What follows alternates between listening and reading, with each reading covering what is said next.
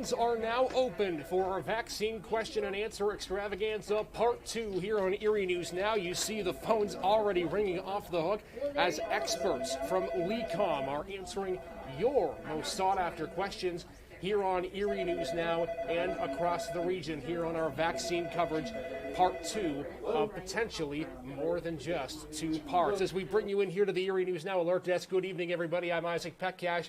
I'll be your tour guide through the next 3 hours here as we continue to give you answers to questions that you have on the vaccine. And starting off with me, because I'm not the expert, but he is. His name is Dr. Jason Chenault. He is the Senior Director of Emergency Care Services at UPMC Hammond.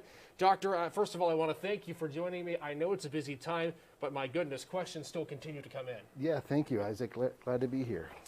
So let's go ahead and start here as we wait for some questions to come in.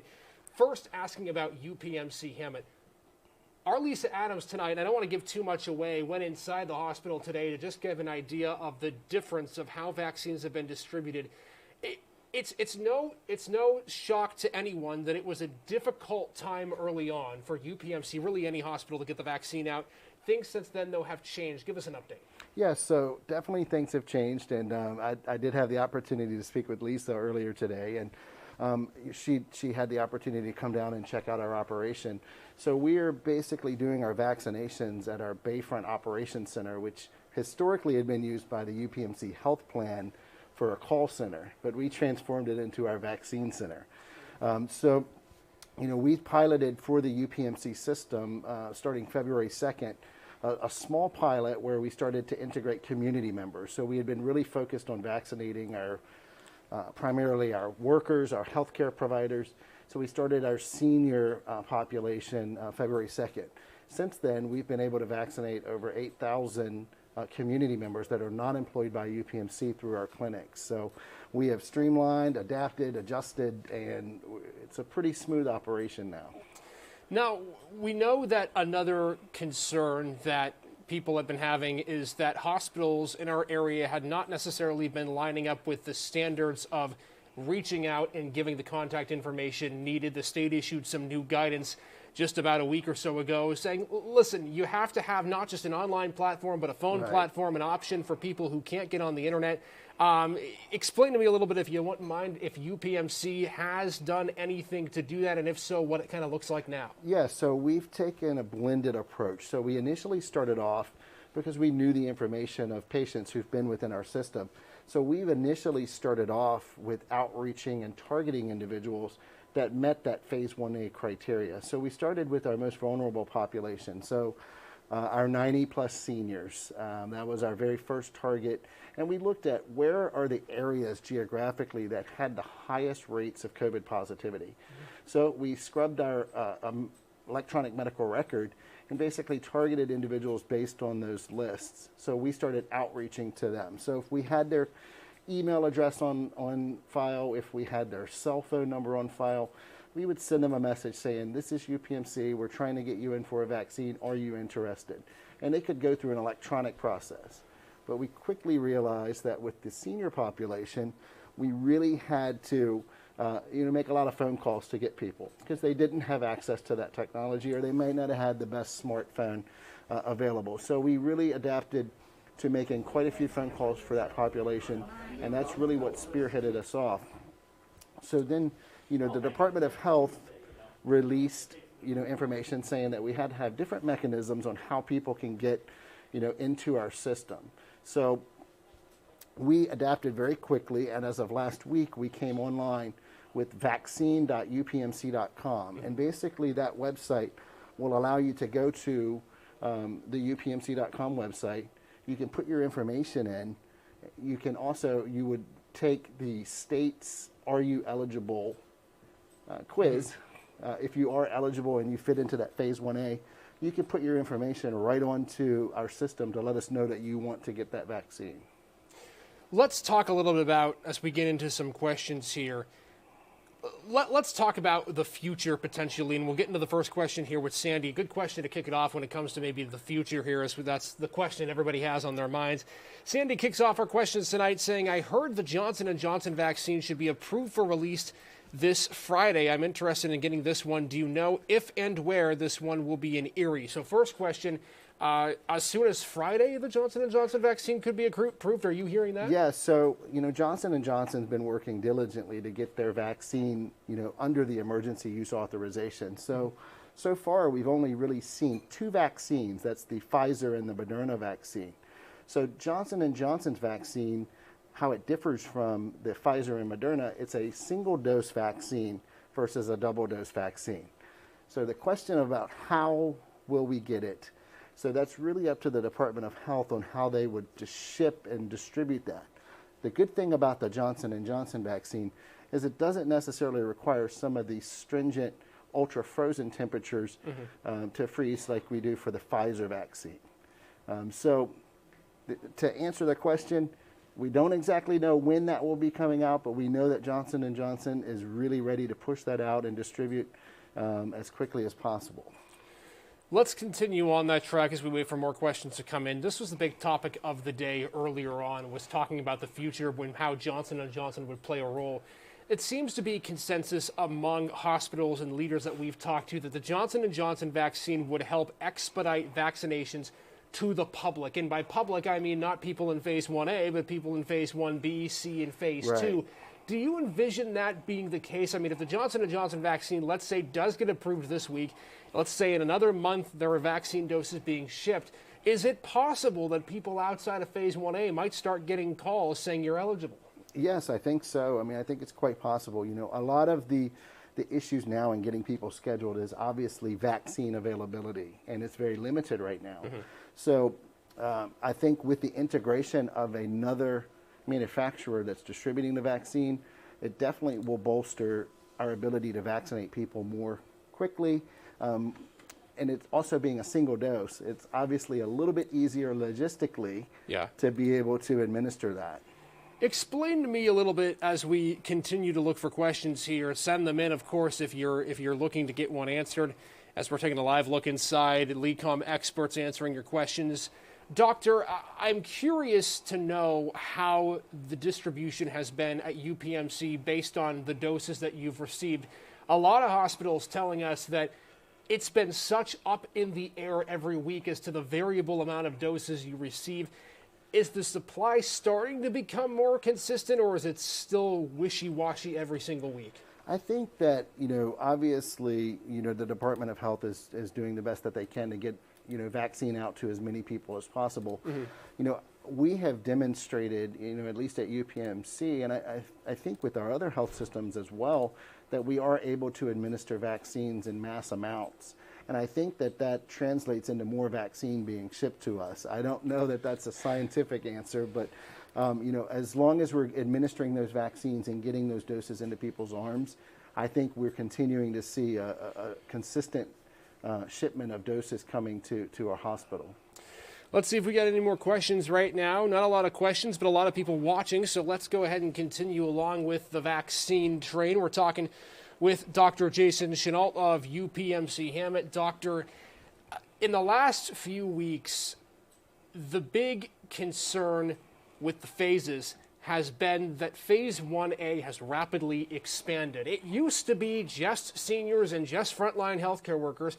Then we saw seniors over 65 could get vaccinated. Then we saw that people from 16 to 64 could get vaccinated, provided that they have one of the COVID morbidity symptoms, if you will, of the virus. Give me an idea, if at all, how that's affected your distribution, and if that's kind of put hospitals in a difficult place to vaccinate because they have such more people that they have to account for. Yeah, so I think that, obviously as the science develops and we learn more about the COVID-19, we determine that, some of those folks that are obviously in the senior population are much more needing of the COVID vaccine because, obviously the outcomes are much more negative if they end up hospitalized. Sure. So, yes, I think definitely has caused us some logistical challenges because, we're also integrating more and more people into the mix. And, that's on a week-to-week basis. So we receive notice that we're receiving that vaccine on a weekly basis from the Pennsylvania Department of Health. So we have to rapidly expand our clinics, based on how much vaccine that we're receiving. So, that's why some weeks you may see 3 clinics, some weeks you may see 5 clinics. It's really dependent on how much vaccine we receive. It's a huge population, and I know people are very anxious and they want to get the vaccine as quick as possible. Let's talk about clinics for just a moment, because we're starting to see those out in Erie. We saw one on Sunday at Erie Insurance Arena, before that the Bayfront Convention Center.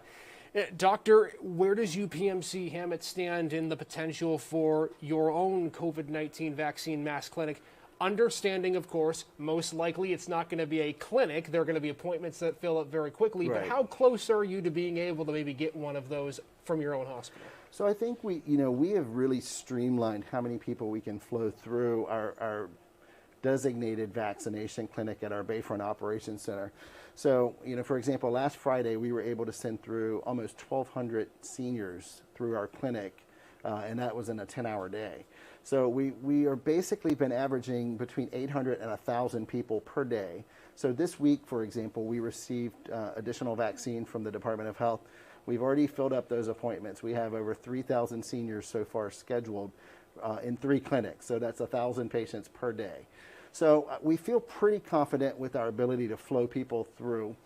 I think that, if we were to be notified that we're going to receive something, in excess of 10,000 or more doses, I think that we strategically could set up a true mass vaccination clinic where we could vaccinate tens of thousands of people. I just don't know if that's necessarily the reality with the distribution at this point in time. When it comes to the potential, of course, this is hypothetical because the more doses, like you said, the supply has to outweigh the demand for that to happen. But has UPMC Hammett considered specific locations, and if not locations, areas in which a mass vaccination clinic could take place in the near future? Yeah, so I think that, obviously on a weekly basis, we stay in very close contact with our Department of Health, the Erie County Department of Health, the State Department of Health. And we, obviously have discussed, our county emergency management agencies. We have discussed potential locations. Mm-hmm. I think that we, LECOM is, at the Bayfront Convention Center. We have the Erie Insurance Arena. I think collaboratively, if we received a huge amount of vaccine, that we would essentially partner, with other healthcare providers, because you have to have people to make this happen. Right. We would essentially partner with the county to make that happen on a mass scale. As we continue along here in our coverage with Dr. Jason Chenault at UPMC Hammett, Doctor, let's get into the distribution of the vaccine on a regional level. I want to touch on something we were talking about a little bit earlier in our coverage. We had Melissa Lyon, the director of the Erie County Health mm-hmm. Department, on, and we had talked about the fact that her and the county executive had agreed that the vaccine distribution needed to start branching out to rural areas, whether that would be a place like Albion, whether that be a place like Edinboro, Union City, Corey, Warren, you take your pick. Do you envision that we will start seeing a potential branch out of vaccine distribution to rural areas in the future? And in your mind, how important is that? Yeah, I do think that essentially we will start to see a regional branch out. One of the things that we started just this week, within the UPMC system, we've already started to branch out to our regional hospitals. So UPMC Northwest down in Seneca to UPMC Kane in McKean County. Mm-hmm. So UPMC Kane in McKean County, which is, a little far away, but yeah. It is very rural. They essentially are starting their clinics beginning tomorrow. Mm-hmm. Our UPMC Northwest colleagues down in Franklin and Seneca, they did 550 people in a clinic last week to get their feet wet. Yeah. So I think we are going to start to see a more rural distribution of vaccine. And, obviously, as we continue to expand our efforts here, sure. I think we will branch out, and I think you'll start to see overlap from some of these other, hospitals in neighboring counties where we start to see, people coming from those rural areas to get vaccinated. How important is it, though, in your mind, until we get enough vaccines to be able to vaccinate those in rural areas more efficiently? What needs to be done before that? Because it's clear vaccines are not going to come in en masse in a matter of 1 week if we wish for them. What needs to be done before that, before we get vaccines to areas in which we can vaccinate en masse in rural areas? I think we need to continue to, obviously push, safe wearing of masks and social distancing, making sure that, we're being responsible. But I also think that, it's important to know that, we want to expand to the rural areas as quick as possible. I think, one of the things that we've seen in some of our rural areas is, an educational factor. So outreach and letting people know that the vaccine is coming. We haven't seen the largest amount of people quickly wanting to receive the vaccine in some of those rural areas. So that's important to us to make sure that we're educating about the vaccine and the safety of the vaccine. All right, Doctor, let's go to the question bank, shall we, here as we roll along here, 4:22 Eastern Time. Let's go to Mary Jo. Mary Jo's question is, my 31-year-old son has cerebral palsy and Barrett's esophagus. When is he eligible for the vaccine, and why is Pennsylvania not vaccinating people with disabilities? So I think that, the one thing that you can do is essentially go to the Pennsylvania website to check the Department of Health website, and you can check your eligibility. So, those individuals that do have, conditions that would qualify them for phase 1A, they are eligible. It's not that we don't want to vaccinate them. We truly are starting with the most highest vulnerable population, and that's not discounting anybody, but it truly is the age of the individuals proved to be a worse outcome if they're hospitalized. So a 90-year-old and 85-year-old would have a much higher chance of not making it out of the hospital if they're admitted for COVID-19. So that's really the approach that we've started. I think that, on our website, the vaccine.upmc.com, individuals with those disabilities and those comorbid conditions, they are eligible to get onto the list. And as soon as we expand our efforts, we would reach out and contact and get those folks in as quickly as possible. Doctor, let's talk about those comorbid conditions, because there are clearly a lot of them. They're outlined on the Pennsylvania Department of Health website, but there are also a lot of concern that those comorbid conditions are being taken advantage of. The main one we've heard of is smoking, right? When we did this segment last time, a couple of weeks ago, we had people saying they had friends that smoked for one day just to say that they were a smoker, and they sent it out on their form, and that ended up getting them eligible for the COVID-19 vaccine. Is there a concern in your mind that the comorbid conditions could be taken advantage of? Have you seen that? Is that something that might be festering here? So I don't necessarily know. I mean, I think the majority of people do the right thing and, consciously will be truthful in their answers. I mean, obviously there's some onus on the information that we're provided. There's no way for us to, scrub essentially every condition that somebody reports. But I think for the most part, people, are honest and provide the appropriate information. I think the key point to take away is, as we get more vaccine, we're not trying to not administer the vaccine to anybody and everybody that wants it. Everybody that wants a vaccine, we want to make sure they get it. It is difficult, but I don't think we've really been able to delve into that data, because we're just not at the point of administering vaccines to that particular group of the 16 to 64 yet. We're still finishing our senior population. So I think maybe in a few weeks, if we do get to that phase, we may be able to give you some more information on that. Talking with Dr. Jason Chenault. He is the Senior Director of Emergency and Critical Care Services at UPMC Hammett. Doctor, let's talk for a few more minutes, then we'll have to pause for just a moment. We're going to be coming in on the air for just a minute or two, but we'll, of course, get back to you when that happens. Let's talk a little bit. If I have to go to I got to go to the question bank here to make sure that we have nothing. Okay, let's talk a little bit about new studies that have come out. We asked this question to our earlier guests, and they had mixed answers, if you will, to the effectiveness of what they believe this study shows. New studies coming out that it's a potential that one dose of the Pfizer and the Moderna vaccine still proves to be fairly effective, and could, the studies say, if not for enough doses, still help to prevent the spread of COVID-19. What has UPMC heard, researched, seen with that? And if so, what's your take on those studies? Yeah, so I definitely think, even after receiving the first vaccine, the vaccine becomes effective and it starts working.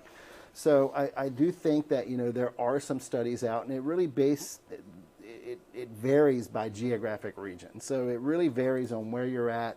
the type of variants you're dealing with. But I think for the most part, yes, the vaccine is very effective. Okay. With the clinical trials after the second dose, some varying, studies between 7 and 14 days after you receive the second dose, you're at the highest level of efficacy or the the vaccine being effective in the 95% range for Pfizer and Moderna.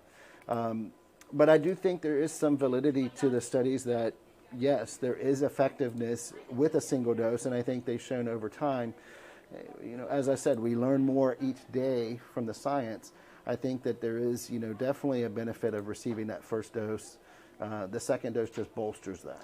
All right, let's go ahead and continue along here. What you're seeing right now is our live question and answer session via the phone. You can, of course, call in at any time between 4 and 7 o'clock. And if you do, we have multiple experts from LECOM that are standing by ready to answer your questions. You can see on the screen they are already busy, and we're only 27 minutes into this, and I anticipate they will be insanely busy as the night moves forward. Back here, though, at the alert desk, we're talking with Dr. Jason Chenal, the VU PMC Hammett doctor. Let's see if we can go to the question bank. We'll go to one more here before we go to our cut-in. Mary Jo with a follow-up. She's just wondering if there'll be more specifics on people with disabilities who can receive the vaccine in phase 2. Yeah, so I think that, the state, obviously we are following the guidance from the state and working very closely with them. I think we will get more guidance as we've seen with the phase 1A rollout. We've learned, from, the information that's come out on how to improve upon that. So I do think that there will be more stronger guidance and more stringent, follow-up around those individuals. Sure. Particularly. Alrighty, folks, you can see us here at the alert desk. We're going to take just a short break because we're going to get ready for a cut-in here on Erie News Now. It's a special edition, of course, on this Tuesday night. A lot to get to here, so stick with us. We're going to show you the phone banks right now. You can call in, of course, whenever you please. We'll put that number up for you on the screen in just a second. We're back with Dr. Chenal in just a couple of minutes. Hang tight. Send in your questions. We're answering them for the next half hour plus when we come back. Hold on.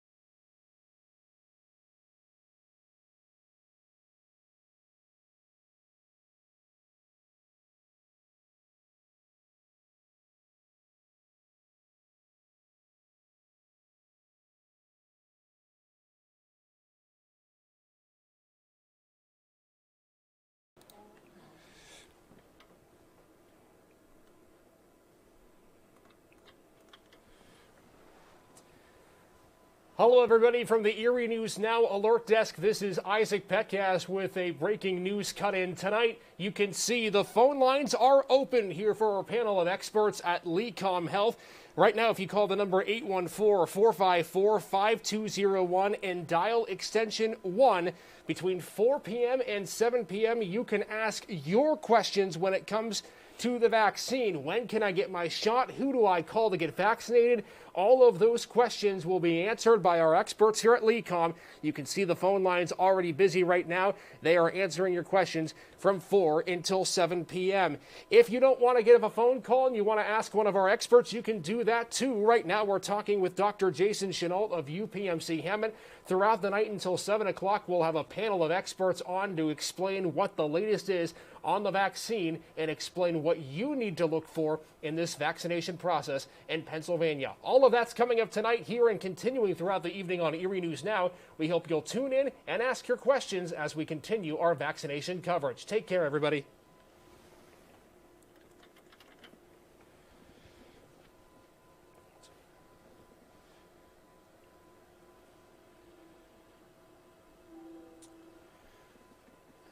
And with that, we are back here on Erie News Now. That was our breaking news cut-in, preparing for Erie News Now at 5.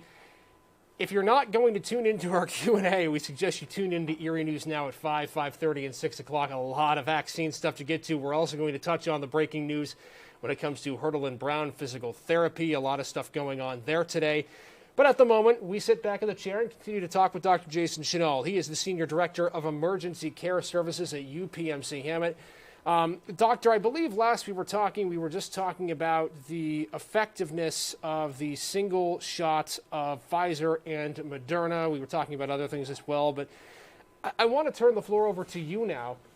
You work at the hospital on a daily basis. You know the people that are concerned, curious, wondering. What are some of the big questions maybe that we haven't hit on yet that you have heard from patients that are concerned about the vaccine? You know, I think that the question that I get the most is this vaccine safe? Yeah. What is the effectiveness of the vaccine? And, the FDA and the CDC, obviously put a lot of effort and time into making sure that they validate that this vaccine is safe. But UPMC also does that as well, because we have a team of experts, from epidemiologists to our infection prevention department, emergency preparedness team, to physicians, university professors. So there's a huge task force of individuals within our system that has validated the efficacy of the vaccine, the safeness of the vaccine, because we wanted to make sure that it was an effective and safe vaccine. Doctor, speaking of effectiveness and safe, if there's one concern people have besides the effectiveness, it's if I have an allergy or a condition in which vaccines I've taken in the past have been intrusive to me. They've been negative. They had negative side effects. I'm wondering in your mind if you think that there are concerns that people should have, whether they have specific allergies or thinking in that nature. Are there any specific conditions, allergies, you name it, that people have that could prevent them or concern them from getting the vaccine?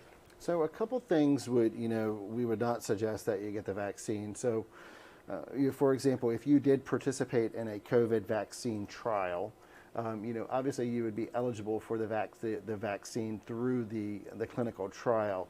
So we would not vaccinate those individuals. For the most part, this is a very the vaccine, the COVID-19 vaccine itself is a very open vaccine. So from the standpoint of there's not much that would prohibit you from physically getting the vaccine.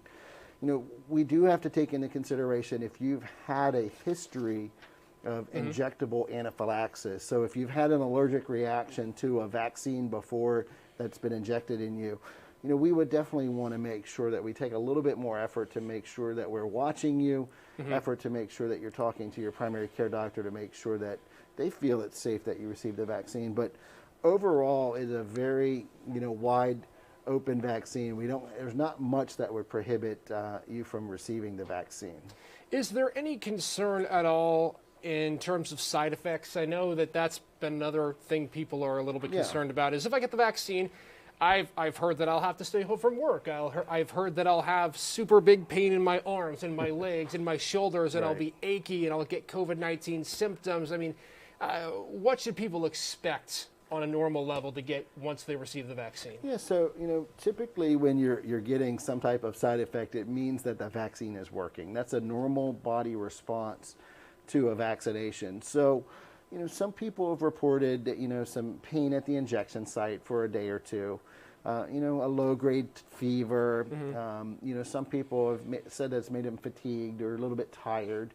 I think it really impacts people differently. For the most part, we have not experienced in all of the vaccines, and we've gave over 15,000 doses at UPMC Hammett. That's first and second doses, and we really have not experienced any major side effects or anything that required hospitalization from anybody receiving the vaccine.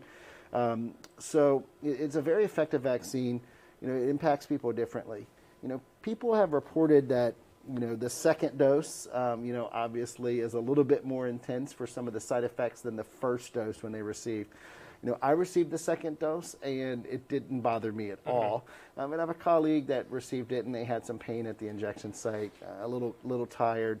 But for the most part, we haven't seen an immense amount of side effects from the vaccine, and it really varies by patient. That's just, again, depending on your system response. Right.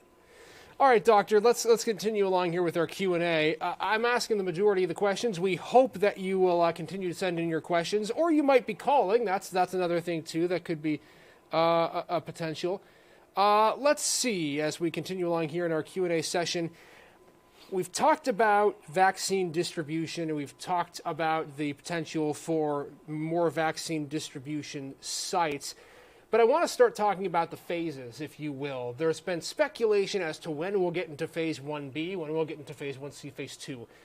From what you're seeing at UPMC Hammond, what's the chance that we could potentially see in the near future some phase 1B worked into the vaccine process? Yeah, so I think that, it's definitely a hard prediction to make, when we would start to move into phase 1B.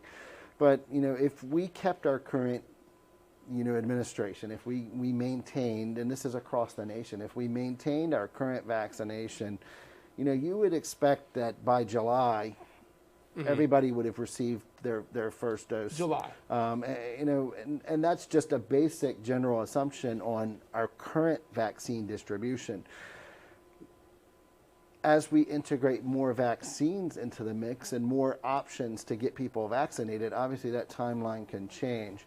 And again, it's just a shot in the dark. But, statistically looking at it, my personal thoughts are you're probably looking at a July where you would have a more widespread availability of vaccine, that everybody would have at least received a first dose that wanted the vaccine. How much of that has to deal with the Johnson & Johnson, like we talked about earlier? I think that the Johnson & Johnson is going to be huge, obviously for, increasing vaccine availability. I mean, really, Pfizer and Moderna have both committed to hundreds of millions of doses. And, I believe recently they also, said that they're going to bump up their production of their vaccine. But if we can integrate more vaccine into the mix, obviously we can expedite that timeline a lot quicker than we are now, because truthfully we're receiving, let's take UPMC Hammett for example. We're vaccinating 1,000 people a day at 3 clinics. So if we did 3,000 people a week, if we had 6,000, we could double how fast we could essentially, if we could operate 6 days a week, we could double how quickly we could start vaccinating people. So it just is simple supply and demand. Looking at our Q&A, we have a lot of people still watching. No questions, though, coming in. Hopefully, we've answered your questions, whether it be on here, whether it be through the phone bank. We're preparing to continue our coverage here with Dr. Jason Chenault. Doctor, we've talked a little bit about the Johnson & Johnson vaccine, but we haven't really covered its statistics. I think people maybe will wonder, well, it's a one-shot vaccine. Does that make it less effective? Does that mean I'm going to have to get a booster shot like you would normally see? I mean, what about the Johnson & Johnson vaccine, if anything, is significantly different from the two we have right now?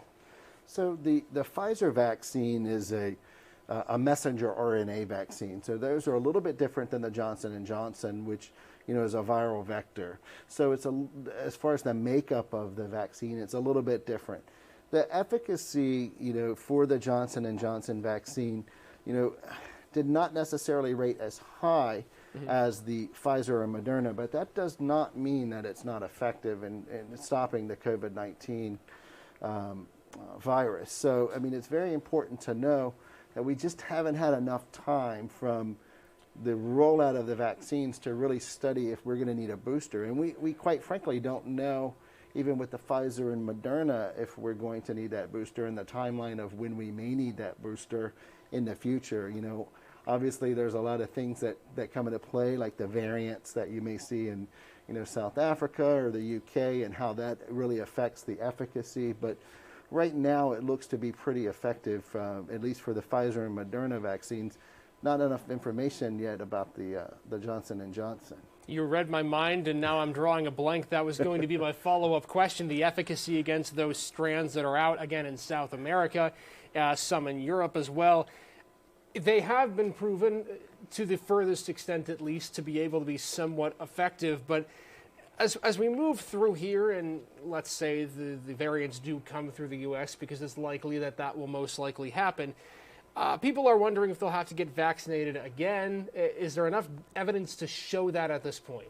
I don't think we're at a point right now that we really need to think about getting vaccinated again. I do think that these manufacturers have taken that into consideration and are trialing, how their vaccine responds to these variants. But I don't think that they've really shown that it is completely ineffective. So I think it's still too soon to kind of determine where we stand with, do we need to get a booster of some type to maintain its efficacy? This is a question we asked in our first Q&A session, but doctor, we didn't talk to you then, so I want to ask you now. When people talk to me, at least outside of work, about why they want to or why they don't want to get the vaccine, a lot of the argument that they have against the vaccine is that it was so rushed. This is something that's never happened before. It's unprecedented. Maybe they didn't have enough time. They just rushed it too quickly to be able to make it effective. What made it so that this vaccine in particular could be brought out within months rather than within years like others? I think that, obviously coronaviruses are not new. This is a novel, COVID-19 is a novel coronavirus, it's a new one. But, we had a decent foundation on how coronaviruses work. So I think that helped obviously expedite, the production of this.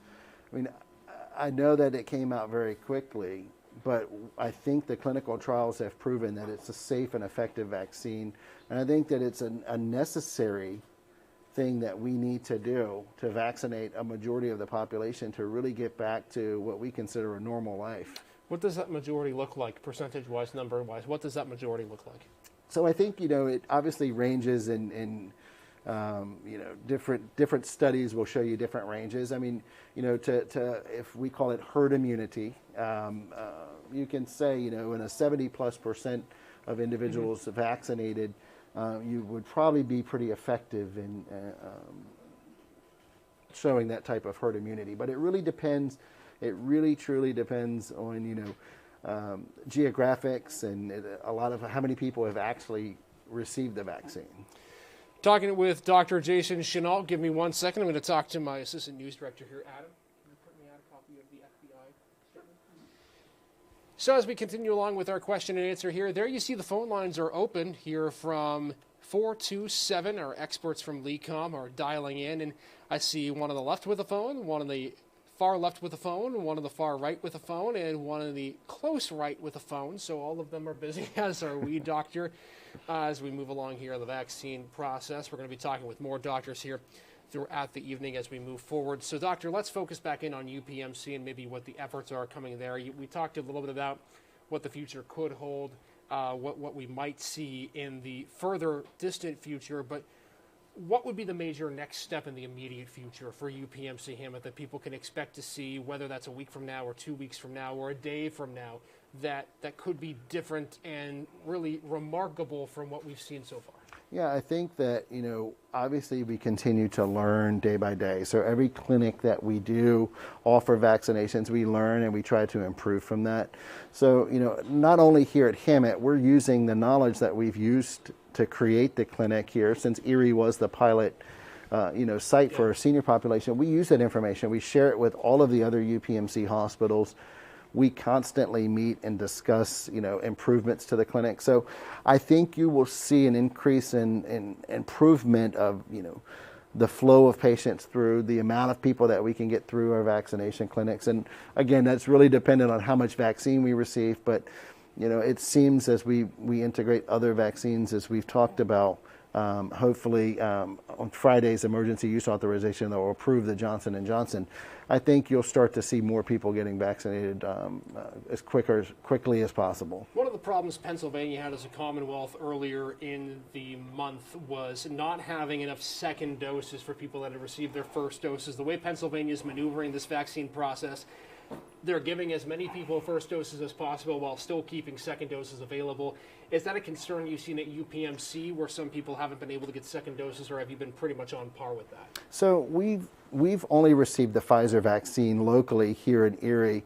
Obviously Moderna, it's truly impacted the Moderna second dose primarily. It really has the timeline of the 21 days for Pfizer and the 28 days. It's really a general guidance. Obviously, there's some expansion past that. So if you don't get it right on day 21, it doesn't mean that it's not going to work or it's not going to be effective. I think we do need to basically stabilize, where we're at with getting those second doses. It's important to get the second dose. I think once it stabilizes, you will see a much better distribution and accountability for first and second doses. It really hasn't impacted us. We've managed fairly well at UPMC Hammett our first and second doses. We are on point and we have no shortage. I mean, we have the doses. If we gave you your first dose, you're going to get your second dose. Well, that's good news to hear, especially for people in Erie still looking for ways to be able to get the vaccine here. 11 minutes to go until the top of the hour. We're going to spend about 5 minutes more here with Dr. Chenault, and we do have a question coming in, but I do want to point your attention to the screen in front of you. That is our call center. The number is 814-454-5201 with the extension of 1. We made it simple for you, and hope you can ask your questions as complex to the experts as you can.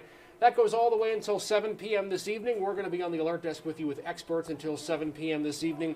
And Doctor, we'll ask you a couple more questions here, and the last one on Facebook will be from Sandra. Sandra's question is logistical about the vaccine. She asks, is it true that the FDA has only approved the vaccine as experimental and is just a trial until 2022? So the vaccine currently is approved under what's called an emergency use authorization.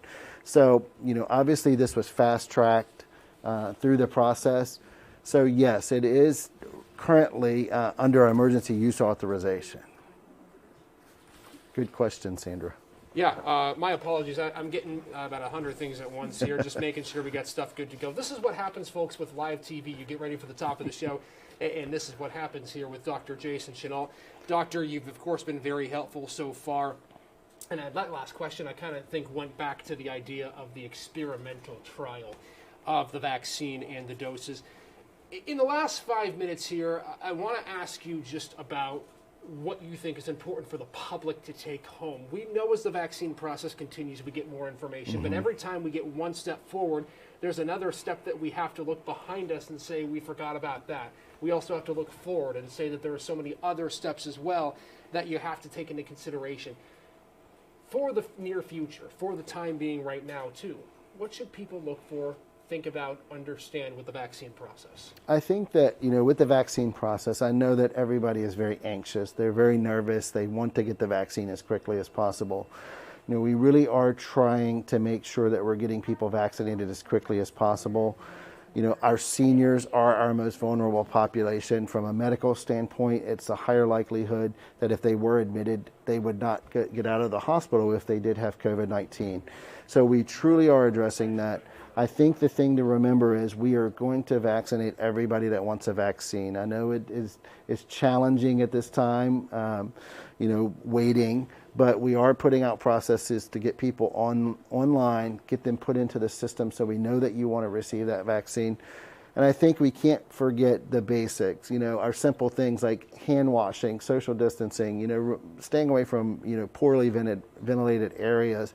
I mean, those things are important, and it's stuff that we don't typically think about, but you can see that we can correlate it. The flu this year is evidently, it's non-existent pretty much, at least locally, simply because we've been wearing masks and we've been so vigilant about washing our hands. So I think that's a testament of what those things can do. So just because you receive the vaccine does not mean that we should stop, washing our hands, social distancing, wearing our masks. Those are important things that we need to remember to do until we can get back to that normal life that we remember. Well, Doctor, I'll tell you what, over the course of the last hour, we've covered a lot of topics here, and I think if we did this event again, not only would we have you back, we'd have even more questions than we had the first time. So, of course, this is a continuum of questions and need-to-know information, and, Doctor, we appreciate you taking some time with us today. We appreciate your expertise, and well, we know it's busy at UPMC Hammett. We know it's busy all around the region. So, again, keep up the work, and we hope to get more doses here in the near future. Thank you. Appreciate it. That is Dr. Jason Chenault, the first of our three guests tonight. He is, as I read the title, the Senior Director of Emergency, Hospitalist, and Critical Care Services. I had to read the full title that time to make it official. He is from UPMC Hammett. He is our first guest of the night tonight. We're going to take a short break, but in the next few minutes, we're going to be joined by more experts starting at 5 p.m. this evening. So a lot of stuff we want to get to. If you didn't ask a question now, feel free to ask it on our next Facebook session, and we will make sure to answer your questions as best as we can. There is the phone bank. Here is the number, 814-454-5201. The dial extension is 1, and that will direct you to one of our LECOM experts that will help you when it comes to your vaccine questions. A lot more coverage coming up throughout the night tonight as we move across. We'll take a short break from you when we come back.